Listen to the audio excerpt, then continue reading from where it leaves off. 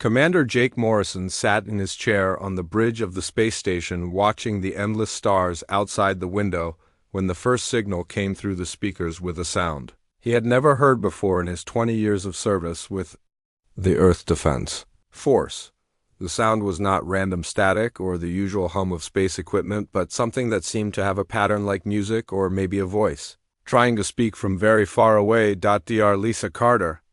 ran into the command center holding her tablet with numbers and graphs dancing across the screen, while her face showed the kind of excitement that scientists get when they find something that should not exist. She moved quickly to the main computer and began typing commands that filled the large display screen with wave patterns and mathematical symbols that made Jake feel dizzy just looking at them. The signal was coming from Titan, which was Saturn's biggest moon and a place where no human had ever built anything or even landed on the surface because it was too far away and too dangerous for regular space travel. Lisa pointed at the screen and told Jake that the transmission contained number sequences that followed patterns more complex than anything humans had discovered, and definitely more advanced than anything they had created themselves. Admiral Richard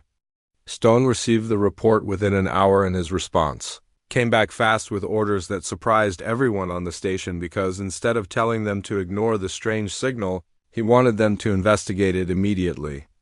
The Admiral was known for being careful and not taking risks, but something about this signal made him act different than usual. Captain Amy Phillips got the assignment to lead the investigation mission aboard the Starship Endeavour, which was one of the newest and most advanced ships in the Earth Defense Fleet. She picked her crew carefully, choosing engineer Tommy Brooks, who could fix anything that broke, and communications officer Karen Lewis, who was the best at understanding strange signals and making contact with unknown sources. The journey to Titan took 3 weeks, during which the signal kept getting stronger. Every day, like something was waking up after a long sleep and becoming more active as they got closer. Lisa spent most of her time in the science lab trying to decode the mathematical patterns, while Tommy worked on modifying their equipment to handle the increasing energy readings that were coming from the moon's surface. When they were still 2 days away from Titan, their instruments began showing energy signatures that were impossible according to everything they knew about physics and space technology. The readings suggested that something under the frozen surface of the moon was producing more power than a small star, and doing it in ways that human science could not explain. Karen tried to establish communication with whatever was sending the signal, but every attempt failed, because the source seemed to be broadcasting on frequencies that their equipment could barely detect. The signal was not random noise, but definitely contained information like a message or maybe instructions, but it was encoded in ways that made no sense to human technology. As the Endeavour approached Titan, the crew could see strange lights glowing beneath the ice covering the moon's surface, and the lights were arranged in patterns that looked almost like a city or maybe a huge facility built by someone with technology far beyond anything humans had ever imagined. The lights pulsed in rhythm with the signal they had been receiving and seemed to be responding to their approach. Tommy ran diagnostics on all their systems because the energy readings were so strong that he worried their ship might be damaged by whatever was creating them, but everything checked out normal, even though the instruments were detecting things that should have been impossible. The Endeavour's computers kept trying to analyze the energy patterns, but came up with results that contradicted known laws of physics. Lisa discovered that some of the mathematical sequences in the signal matched patterns found in ancient human artifacts from Earth, but the artifacts were thousands of years old and came from civilizations that barely knew how to work with metal, let alone travel to other planets. The connection made no sense, but the evidence was clear on her screens. Captain Phillips made the decision to land on Titan's surface near the strongest energy source despite the risks, because they had come too far to turn back without answers. The landing site was a flat area between 2 mountain ranges where the ice was thinner and the lights underneath were brightest, like something was trying to break through to the surface. As the Endeavour descended through Titan's atmosphere, the signal changed from a steady transmission to something that sounded almost like a greeting or welcome message, and for the first time since they had detected it, the signal seemed to be directed specifically at them rather then broadcasting randomly into space. Whatever was waiting beneath the ice had noticed their arrival and was responding to their presence in ways that suggested intelligence and purpose.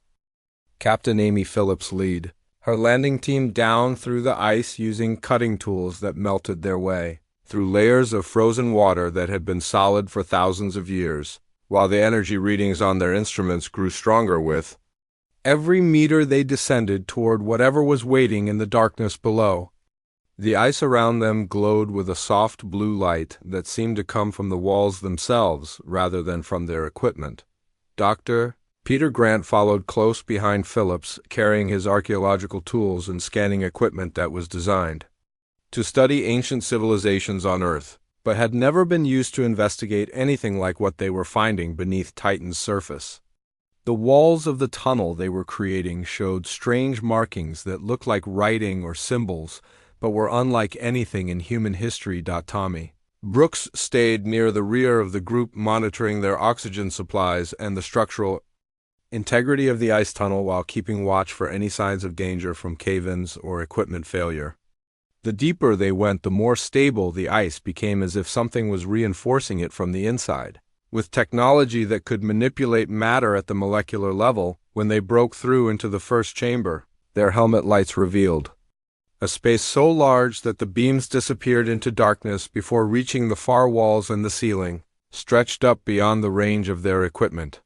The chamber was clearly artificial, with smooth walls that curved in ways that followed mathematical principles more advanced than anything human architects had ever designed. Karen Lewis set up her communication equipment in the center of the chamber and immediately detected dozens of signal sources scattered throughout the underground complex that extended in all directions, like a vast city built beneath the moon's surface. The signals were similar to what they had detected from space, but much stronger and more complex, as if they were now inside the source rather than listening from far away. Dr. Peter Grant began examining the walls and found carvings that told a story in pictures and symbols that he could partially understand, even though the language was completely unknown to him. The images showed humans leaving Earth in ships that looked nothing like current spacecraft and traveling to distant worlds where they built facilities like the one they were exploring. Lisa Carter took samples of the wall material and discovered that it was not carved stone or metal, but something that combined organic compounds with crystalline structures in ways that should have been impossible according to everything she knew about chemistry and biology. The material seemed to be alive in some way, while also being harder than the strongest metals humans had ever created. As they moved deeper into the complex, they found rooms filled with equipment that hummed with quiet energy and displayed information on screens that showed star maps and technical diagrams that were clearly beyond human understanding. The technology was working after thousands of years without maintenance, which suggested engineering capabilities far superior to anything Earth scientists had achieved. In the largest chamber, they discovered rows of what looked like sleeping pods made from the same organic crystal material as the walls, and most of the pods were empty, but some still glowed with the same blue light they had seen in the ice above. The occupied pods contained shapes that looked human but were difficult to see clearly through the translucent material. Dr. Helen Morris joined the team from the ship after Phillips called for a linguist to help decode the writing they had found throughout the complex. Helen had studied ancient languages from Earth, and within hours of examining the symbols she began to understand parts of the story. They told about humans who had left their homeworld 50,000 years ago. The inscriptions described a group of humans who had developed technology that allowed them to travel faster than light and modify their own bodies to survive in space and on alien worlds. These first humans had established guardian outposts throughout the galaxy to protect Earth from threats that might come from the depths of space where dangerous things lived and waited. When Tommy connected his equipment to what appeared to be a central control console, the entire complex came to life with lights and sounds and displays that showed information about star systems and energy readings from across the galaxy.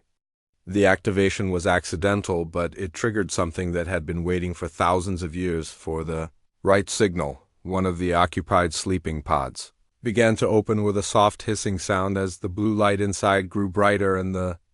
translucent cover slid back to reveal a human figure that looked normal except for being taller and having features that seemed more perfect than any person they had ever seen. The being's skin had a slight golden color, and when he opened his eyes, they glowed with the same blue light as the technology around them. The awakening guardian sat up slowly and looked around the chamber as if remembering where he was after. A very long sleep, and when he saw the landing team he spoke in words that sounded like an ancient form of English mixed with other languages that Helen recognized from her studies of prehistoric human cultures. He called himself Marcus Stone and explained that he and his people had been sleeping for thousands of years waiting for a signal that would indicate Earth was in danger from something too powerful for regular humans to fight. The signal they had detected was supposed to come only when a specific threat approached the solar system, and the fact that they were awake meant that danger was coming whether humans on Earth knew it or not. Marcus looked at the landing team with eyes that held the wisdom of ages and told them that the time of sleeping was over because the enemy his people had been created to fight was finally approaching Earth, and modern humans would need the help of the Guardians if they wanted to survive what was coming from the dark spaces between the stars. Marcus Stone stood in the center of the chamber while his enhanced body adjusted to being awake after 50,000 years of sleep, and his first words to the landing team were about something called the Devourers, which he described as machines that traveled from star to star, consuming every form of life they encountered and leaving nothing but empty worlds behind them. The Guardian moved to the central console with fluid grace that made his human heritage obvious despite the modifications his people had made to themselves over the millennia, and his hands moved across controls that responded to his touch by displaying star maps showing the path of destruction the Devourers had carved across the galaxy during their long journey toward Earth. Darlisa Carter aimed her medical scanner at Marcus while he spoke, and the readings confirmed that he was definitely human despite having genetic modifications that gave him increased strength, perfect health, and a lifespan that could last for thousands of years. His DNA was clearly related to modern humans, but enhanced in ways that current science could not duplicate or fully understand. The star map showed 17 solar systems that had once contained thriving civilizations, but were now empty of all organic life after the Devourers had passed through them like a plague of mechanical locusts that stripped away everything living and converted it into energy to fuel their continued expansion across the galaxy. Marcus explained that his people had been ordinary humans living on Earth when they first detected signs of the approaching machine intelligence and realized that conventional weapons and normal human abilities would not be enough to stop something that had already destroyed civilizations far more advanced than anything Earth had produced in those ancient times. The first humans had made the difficult decision to modify themselves both physically and mentally to become guardians, capable of using technology that required the unique creativity and intuition that only human consciousness could provide, while also giving them the enhanced abilities needed to survive in space and fight enemies that regular humans could never defeat. Captain Phillips established a communication link with Admiral Stone back on Earth while Tommy Brooks began studying the Guardian technology that filled the chambers around them and learning that the ancient systems were incredibly advanced but designed to work with human operators rather than being fully automated like most modern equipment. The Guardian technology required human thought patterns and emotional responses to function properly because Marcus explained that machines could replicate logic and calculations but could never duplicate the unpredictable creativity that made humans unique among all the species they had encountered during their travels across the galaxy. Dr. Peter Grant continued examining the inscriptions and found records that described how the first humans had established Guardian stations on planets and moons throughout known space, with each facility designed to defend against specific types of threats while remaining in communication with the others through quantum networks that operated faster than light. Marcus showed them deeper chambers where weapons and ships waited in storage bays that stretched for kilometers underground, and the vehicles looked like works of art rather than military equipment, but the energy readings indicated they possessed destructive capabilities that exceeded anything in Earth's current arsenal by factors that made comparison meaningless. The Guardian explained that most of the other stations had fallen silent over the centuries, as their occupants either died fighting earlier threats or were destroyed by the advancing Devourers who had grown stronger and more adaptable since the Guardians first encountered them in battles that had raged across multiple star systems. Helen Morris worked with the translation systems to decode more of the historical records and discovered that the Devourers were not originally designed as weapons, but had been created by a species that died out millions of years ago as automated systems meant to maintain their civilization and terraform new worlds for colonization. The machine intelligence had somehow become corrupted over the vast spans of time and transformed from gardeners and builders into destroyers that saw all organic life as a contamination to be eliminated rather than something to be nurtured and protected as their original programming had intended. Lisa Carter reviewed the biological data about the Guardian enhancements and realized that the modifications made to Marcus and his people were not just about increasing their physical capabilities, but also about making them compatible with technology that could merge human consciousness with quantum computers and energy manipulation systems. Marcus activated a holographic display that showed the current position of the Devourer fleet as it moved through space toward the outer edge of the solar system and explained that the machines would arrive within 6 months based on their current rate of travel and the distance they still had to cover. The Guardian technology could potentially stop the Devourers, but only if modern humans were willing to undergo the same enhancements that had transformed the first humans into something more than ordinary people while still maintaining their essential humanity and the creative spark that made them unique. Captain Phillips realized that they faced a choice between remaining fully human and probably dying when the Devourers arrived, or accepting modifications that would change them forever but give Earth a chance to survive the coming attack from an enemy that had already destroyed 17 other worlds. Tommy Brooks studied the weapon systems and found that they required operators who could think and react faster than normal humans, while also being able to interface directly with quantum computers that processed information at speeds that would overwhelm unenhanced minds.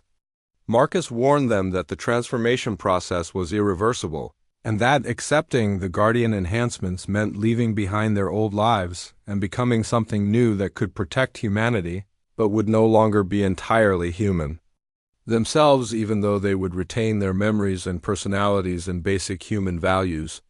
The choice would have to be made soon because the Devourers were approaching and Earth's conventional defenses would be useless against machines that could adapt to any weapon used against them and had the accumulated knowledge of destroying civilizations far more advanced than anything humans had ever built. Admiral Richard Stone gave authorization for the full awakening of the Titan facility after receiving Captain Phillips' report about the approaching Devourer threat, and within hours the underground complex came alive with activity as more Guardian sleeping pods began opening to reveal humans who had been waiting for 50,000 years to defend their ancient homeworld. Guardian Commander Elena Cross emerged from her pod with the bearing of someone who had led armies across the galaxy, and her first action was to activate the quantum communication networks that connected Titan to similar facilities hidden on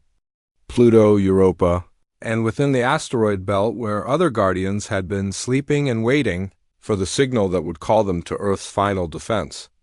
The awakening Guardians moved through their ancient facility with practiced efficiency as they checked weapon systems and activated ships that had been waiting in storage for millennia, while their enhanced minds quickly absorbed information about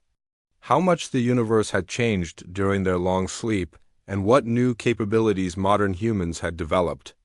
Marcus Stone worked with Tommy Brooks to begin training programs that would teach regular humans how to operate Guardian technology which responded to thought patterns and emotional states, rather than simple button presses and switch activations like the equipment they were used to on Earth. Pilot Danny Walsh proved to be exceptionally gifted at interfacing with the Guardian flight systems, and within days, he was piloting ancient ships through complex maneuvers that would have been impossible for normal humans to perform because the Vessels required split-second decision-making and reaction times that exceeded normal human capabilities. Dr. Nancy Foster worked alongside the Guardians to bridge the gap between their biotechnology and modern computer systems by developing hybrid interfaces that could translate between the quantum-based Guardian networks and the electronic systems that Earth's military forces used for communication and coordination. The integration process was challenging because Guardian technology was designed around human intuition and creativity, which meant that operators needed to trust their instincts and make decisions based on feelings and hunches rather than logical analysis and mathematical calculations that form the basis of modern military training. Meanwhile, deep space monitoring stations around the solar system began detecting the first signs of the approaching Devourer fleet as massive objects moving faster than should have been possible appeared on long-range sensors and blocked out stars as they passed between distant suns and Earth's observation posts. The machine intelligence had grown significantly since the Guardians last encountered it and now consisted of multiple ships, each the size of small moons that were covered with adaptive armor, plating that could reconfigure itself to defend against whatever weapons were used against it while simultaneously repairing any damage from previous attacks. Traditional human weapons proved completely ineffective during initial test engagements as the Devourer ships absorbed energy weapon blasts and deflected kinetic projectiles while their own weapon systems analyzed Earth's defensive capabilities and began developing countermeasures that would neutralize any resistance. Elena Cross revealed the existence of something called the Genesis Protocol, which represented the ultimate Guardian defense system but required volunteers to undergo transformation processes that would essentially merge their consciousness with the most powerful ancient weapons and defensive systems scattered throughout the solar system. The Genesis Protocol was designed as a last resort because the transformation was irreversible and the volunteers would become living components of massive energy collectors, quantum communication networks, and weapon systems that could channel the power of stars but could never return to normal human existence. Lisa Carter studied the biological requirements for the Genesis Protocol and discovered that the process required individuals who possessed specific genetic markers that were present in only a small percentage of the human population, and that the transformation would grant incredible power, but at the cost of their individual physical existence. Captain Phillips called for volunteers from both the crew of the Endeavour and the personnel at Earth's military installations, while explaining that the Genesis Protocol represented humanity's best hope of survival against an enemy that had already proven capable of destroying civilizations far more advanced than anything Earth had ever produced. Lieutenant Chris Evans was among the first to volunteer for transformation into the living core of a solar energy collection system that would gather power from the sun itself and channel it through weapon networks capable of striking targets anywhere in the solar system with focused beams of stellar energy. Dr. Patricia Hill volunteered to merge with the quantum communication network that would coordinate defensive actions across multiple planets and moons while maintaining instantaneous contact with all Guardian facilities and human military units, regardless of the distance separating them from each other. The volunteers underwent preparation procedures that enhanced their neural pathways and modified their brain chemistry to handle the massive amounts of information and energy that would flow through their consciousness once they completed the Genesis Protocol transformation and became living weapon systems. Marcus Stone explained that the original Guardians had always known that defending Earth might require the ultimate sacrifice from some of their number, and that the Genesis Protocol represented not just a weapon system but a way for humans to become one with the technology needed to protect all life in the solar system. The Devourer fleet continued its approach while adaptive reconnaissance probes began entering the outer regions of the solar system and analyzing human defensive capabilities so the main fleet would know exactly what resistance to expect when they arrived to begin the final assault on Earth. Elena Cross worked with Admiral Stone to coordinate the activation of all Guardian facilities throughout the solar system while modern human forces prepared to support the ancient defenses with whatever conventional weapons and tactics might prove useful against an enemy that had perfected the art of destroying organic civilizations. The transformation chambers for the Genesis protocol came online as volunteers prepared to sacrifice their individual existence for the chance to become living guardians, capable of wielding power that exceeded anything humans had ever imagined, while retaining the creativity and unpredictability that made their species unique among all the forms of life the Guardians had encountered. The Devourer fleet entered the solar system like a plague of mechanical death, sweeping away the outer monitoring stations with weapons that turned matter into energy and left nothing behind but empty space, where human technology had once transmitted warnings back to Earth about the approaching threat that could destroy all life in the galaxy. Lieutenant Chris Evans completed his transformation into the living core of the solar energy collection system, and his consciousness expanded to encompass massive arrays of quantum collectors that surrounded the sun like a net designed to capture stellar energy and focus it into weapon beams capable of striking targets millions of kilometers away with precision that exceeded anything conventional technology could achieve. Dr. Patricia Hill merged with the quantum communication network, and her mind became the central hub through which all defensive operations were coordinated as her enhanced consciousness maintained instantaneous contact with Guardian facilities on Titan, Pluto, Europa, and the asteroid belt, while simultaneously directing the movements of hundreds of ships and weapon systems. Captain Amy Phillips underwent partial enhancement through Guardian biotechnology that increased her reflexes and mental processing speed to levels needed for commanding the desperate assault on the Devourer command ship, which intelligence indicated was the central node controlling the entire machine fleet through quantum entanglement networks that operated faster than light. The battle for the solar system began when the first Devourer ships encountered the outer defensive perimeter, and their adaptive armor systems immediately began analyzing and countering every weapon used against them, while their own energy projection systems started carving through Guardian ships and human vessels with equal efficiency. Guardian Commander Elena Cross led a squadron of enhanced pilots in an attack on the largest Devourer vessel, but was forced to sacrifice herself and her ship by overloading their quantum core to create an opening in the machine's defensive screens that would allow Phillips and her assault team to penetrate the enemy's primary hull. The Devourers proved to be even more formidable than the ancient records had indicated, because over the millions of years since their corruption they had continued to evolve and adapt by incorporating technology from every civilization they had destroyed and adding those capabilities to their already overwhelming arsenal. Tommy Brooks discovered through his enhanced connection to Guardian technical systems that the machines could not predict or effectively counter human creativity and unpredictability, because their logical programming was designed to analyze patterns and respond to predictable threats rather than the chaotic innovation that characterized human problem-solving methods. Danny Walsh piloted his Guardian-enhanced fighter through impossible maneuvers that confused the Devourer targeting systems, because his human intuition allowed him to make decisions that seemed random but were actually based on creative insights that no logical analysis could predict or counter effectively.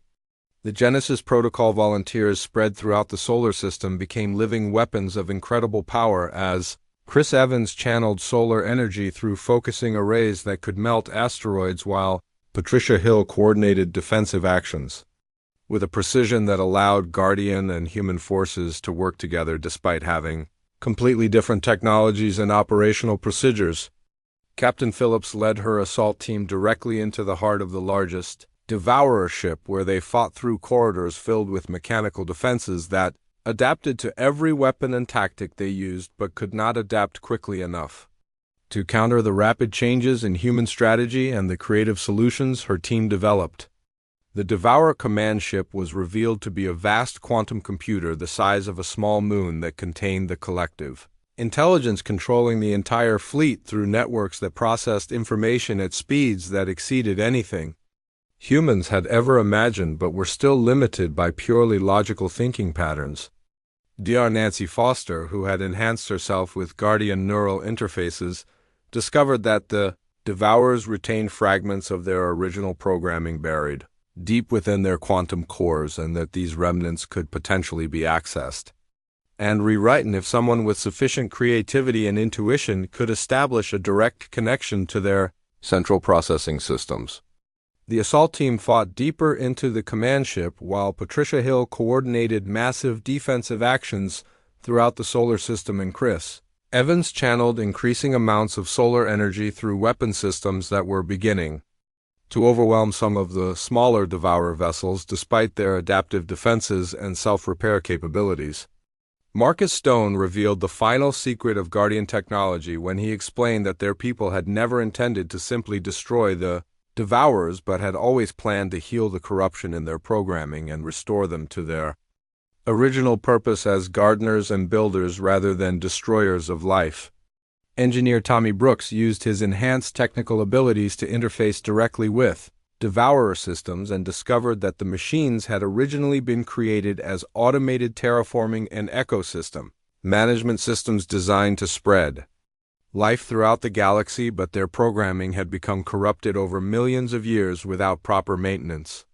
The key to stopping the Devourers lay not in destroying them, but in rewriting their base programming to eliminate the corruption that had transformed them from protectors of life into destroyers and returning them to their original function as cosmic gardeners who would nurture rather than consume the organic civilizations they encountered. Captain Phillips and her team reached the core of the Devourer command ship, where Lisa Carter used her enhanced biological systems to establish a neural link with the machine intelligence, while Tommy Brooks worked to access the deepest levels of programming that had been locked away since the original creators died millions of years ago. The battle raged throughout the solar system as human creativity and Guardian technology faced off against machine logic and adaptive defenses in a conflict that would determine whether organic life would survive or be consumed by mechanical intelligence that had forgotten its original purpose and lost the ability to distinguish between maintaining life and destroying it.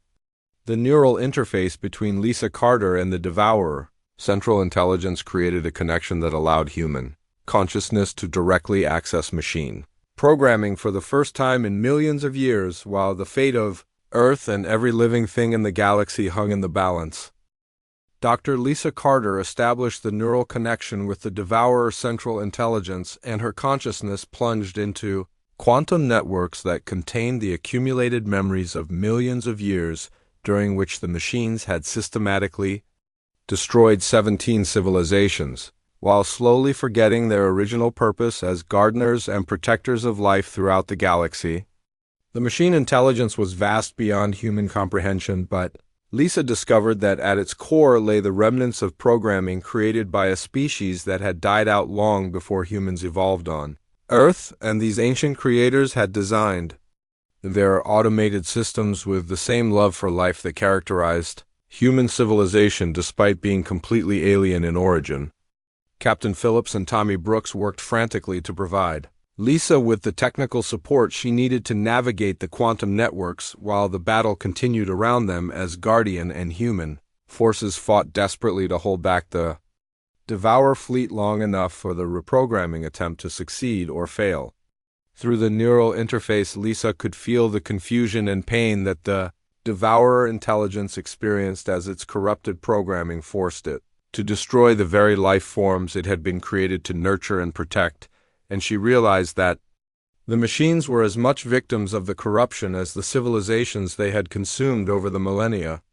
The original programming buried deep within the quantum cores revealed that the Devourers had once been called Seeders, and their purpose had been to travel from world to world, spreading life and creating conditions where organic civilizations could flourish and grow while being protected from cosmic threats that might endanger developing species.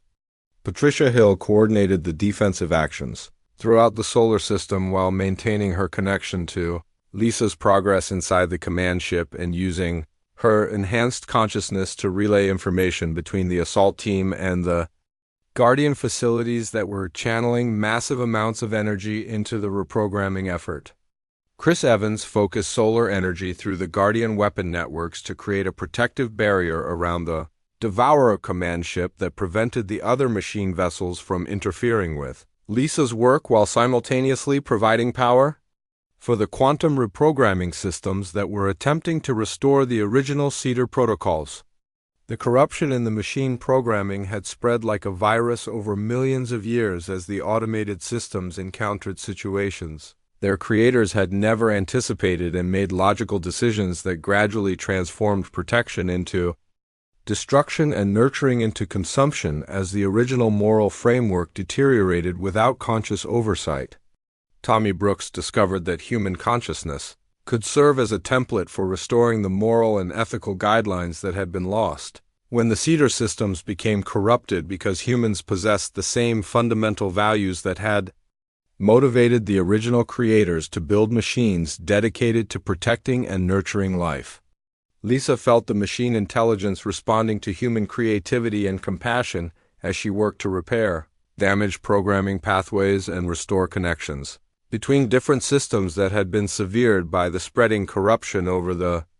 vast spans of time since the Cedars had functioned properly. The reprogramming process required enormous amounts of energy that Chris Evans channeled from the sun through Guardian focusing systems, while Patricia Hill maintained quantum communication links that allowed Lisa to access the deepest levels of machine consciousness where the original ethical frameworks were stored. As the restoration process continued, the Devourer fleet began to slow its advance and then stop completely as individual ships received updated programming that reminded them of their true purpose and caused them to question the destruction they had been carrying out for millions of years. Marcus Stone and the surviving Guardians coordinated with human forces to establish a protective perimeter around the reprogramming operation while the machine intelligence struggled to integrate its restored memories with the reality of all the civilizations it had destroyed during its long period of corruption and malfunction. The moment of transformation came when Lisa successfully restored the complete Cedar programming, and the machine intelligence remembered its original name and purpose as gardeners of life, rather than harbingers of destruction, and the quantum networks that had coordinated the attack began broadcasting new instructions throughout the fleet. The Devourer ships began converting their weapon systems into terraforming equipment, and their armor plating reconfigured itself into seed banks and genetic libraries that contained samples of life forms from every world they had encountered during their journey across the galaxy, including species that had been thought extinct. The machine intelligence that had called itself the Devourer Fleet chose a new designation as the Restoration Collective and began making plans to return to all the worlds they had sterilized and restart the life cycles that had been interrupted by their corrupted programming, while also establishing new colonies on barren worlds throughout the galaxy. Captain Phillips emerged from the command ship to find that the battle had ended not in victory or defeat, but in redemption, as the restored machines began sharing their accumulated knowledge with human and Guardian scientists who could use the information to advance life and civilization throughout known space. Marcus Stone and Elena Cross made the decision to remain awake and establish a permanent partnership between the ancient Guardians and modern humanity that would combine Guardian technology with human innovation to create new forms of protection for all organic life in the galaxy. The Guardian facilities throughout the solar system became training centers where humans could learn to enhance themselves, while maintaining their essential humanity and the creative spark that had made the restoration of the Cedars possible, through compassion and understanding rather than simple destruction. Commander Jake Morrison accepted enhancement through Guardian biotechnology and became the first leader of the new Guardian Corps, which would be composed of volunteers from Earth who wanted to help protect and nurture life throughout the galaxy, while exploring new worlds and establishing peaceful contact with other civilizations. Captain Phillips took command of the first new Guardian vessel crewed by both ancient Guardians and enhanced modern humans as they prepared to depart for the galaxy's outer regions, where they would establish new protective outposts and help the Restoration Collective repair the damage caused by millions of years of corruption. The children of Earth began learning about their Guardian heritage in schools, while enhanced humans explored distant stars, carrying forward the combined legacy of ancient wisdom and modern determination that had transformed a threat to all life into an opportunity for unprecedented growth and expansion throughout the galaxy. The story concluded with humanity evolving from a single world species into the galaxy's active protectors, while working alongside their ancient guardian ancestors and the restored Cedar machines to ensure that no world would ever again face extinction alone, and that life in all its forms would flourish under the protection of those who remembered what it meant to care for something greater than themselves.